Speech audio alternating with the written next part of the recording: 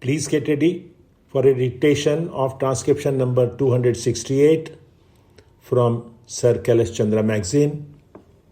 5 seconds.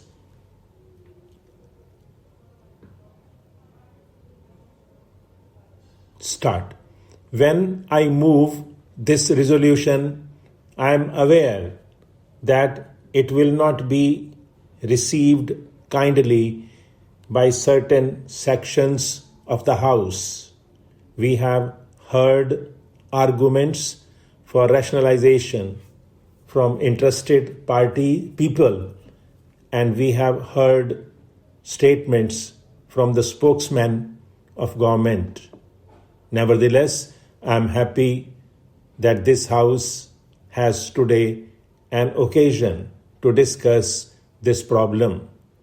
I am sure that if the Labour Minister is going to speak, he will admit that this is the most burning problem agitating the mind of the working classes in India. From everywhere, you hear the cry. In fact, after this motion was accepted and news came in the papers, hundreds of telegrams have been received by me. Most surprisingly of all was not only the workers engaged in the jute and other mill industries, but also the workers from many other sectors, including agriculture, are writing to me. I have got a number of those letters here. From Kerala, I get letters from agricultural workers who are thrown out of employment by the oncoming of tractors, for which we have got a central organization and about which our government seemed to be so happy. Here I have got a letter from an employee of a bank in Mumbai, the Bank of India. He says that 40 temporary employees of that bank are going to be thrown out because some mechanical device is about to be introduced. So this is a question which should be very carefully considered by this House with all the seriousness which it deserves. We are not prepared to discuss rationalization in abstract. Gentlemen who know much about it may do well not to waste their time in telling us about the advantages of modernization and development of machinery and all that. They are all well known. We are discussing a concrete problem in a concrete situation. Now let us turn for a moment to the textile industry, the largest industry occupying an important position even on a world scale, an industry for which our people have fought with sweat and tears against the British. It employs near 7.5 lakh of workers. In this industry, nationalization is being introduced or is proposed to be introduced in all the centers. Nobody will say that this is done in the interest of production, because only last year we heard cries of overproduction raised even in this house.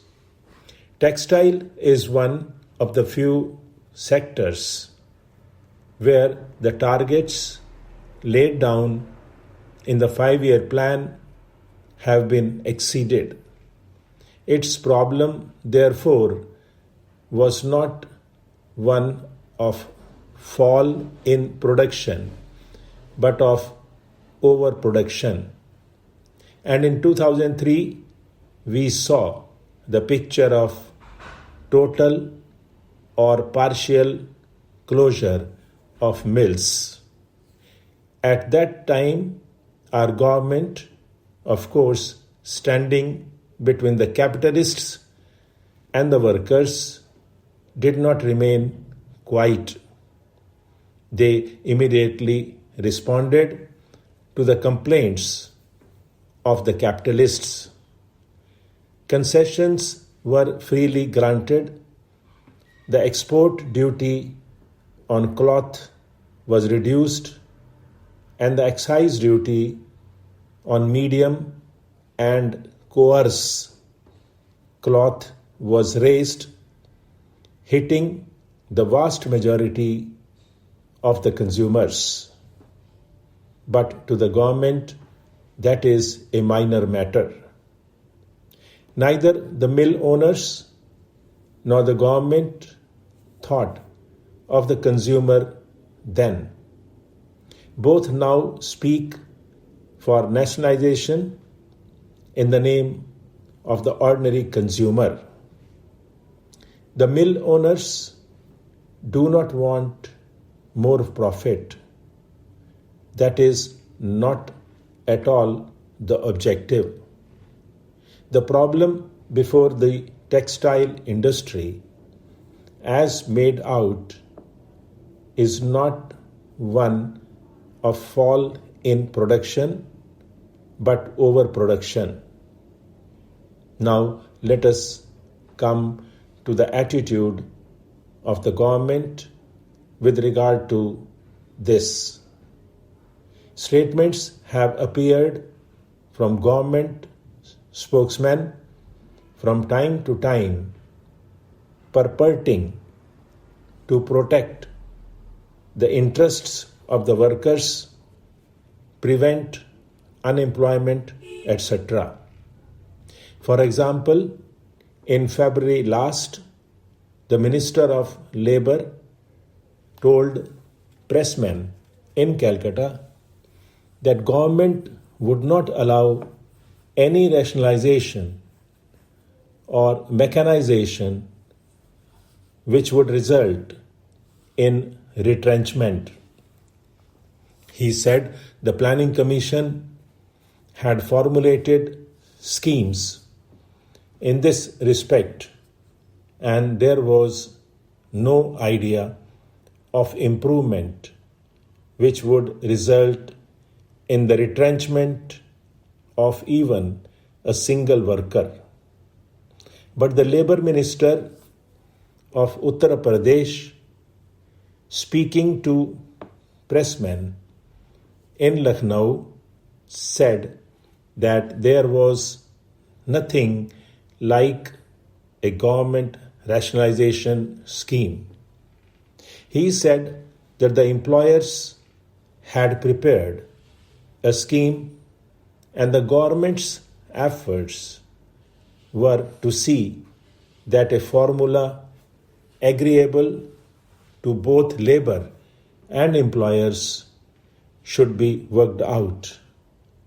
So he takes it for granted that rationalization is bound to come into effect whether the worker is going to be thrown out or not. And he says that the possibility of a settlement between the workers and the management should be explored. This is a very serious statement to make, but I make it knowing the full responsibility, because had it not been for the aid of the government, this gross injustice would not be allowed to be worked out.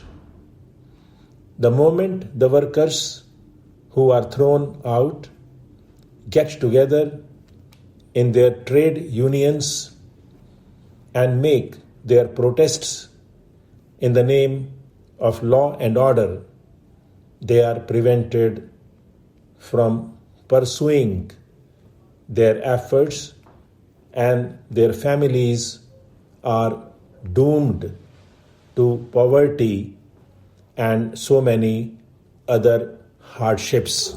Stop.